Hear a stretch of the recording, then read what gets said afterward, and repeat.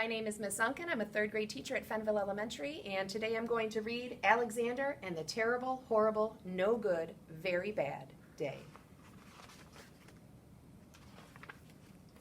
I went to sleep with gum in my mouth, and now there's gum in my hair.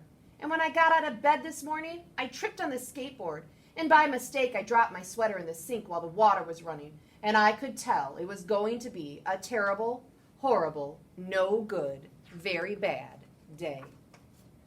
At breakfast, Anthony found a Corvette Stingray car kit in his breakfast cereal box, and Nick found a junior undercover agent code ring in his breakfast cereal box.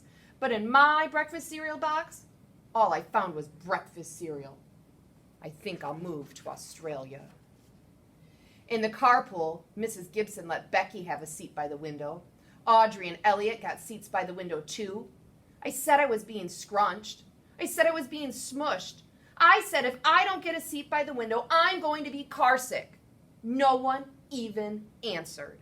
I could tell it was going to be a terrible, horrible, no good, very bad day. At school, Mrs. Dickens liked Paul's picture of the sailboat better than my picture of the invisible castle. At singing time, she said I sang too loud. At counting time, she said I left out 16. Who needs 16?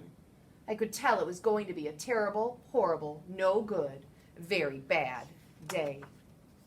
I could tell because Paul said I wasn't his best friend anymore. He said that Philip Parker was his best friend and that Albert Moya was his next best friend and that I was only his third best friend. I hope you sit on a tack, I said to Paul. I hope the next time you get a double-decker strawberry ice cream cone, the ice cream part falls off the cone and lands in Australia. There were 2 cupcakes in Philip Parker's lunch bag, and Albert got a Hershey bar with almonds, and Paul's mother gave him a piece of jelly roll that had little coconut sprinkles on top. Guess whose mother forgot to put in the dessert? It was a terrible, horrible, no good, very bad day. That's what it was, because after school, my mom took us all to the dentist, and Dr. Fields found a cavity just in me. Come back next week and I'll fix it, said Dr. Fields. Next week, I said, I'm going to Australia. On the way downstairs, the elevator door closed on my foot, and while we were waiting for my mom to go get the car, Anthony made me fall where it was muddy, and then when I started crying because of the mud, Nick said I was a crybaby. And while I was punching Nick for saying crybaby, my mom came back with the car and scolded me for being muddy and fighting. I'm having a terrible, horrible, no good, very bad day, I told everybody. No one even answered. So then we went to the shoe store to buy some new sneakers. Anthony chose white ones with blue stripes. Nick chose red ones with white stripes. I chose blue ones with red stripes, but then the shoe man said, we're all sold out. They made me buy plain old white ones, but they can't make me wear them.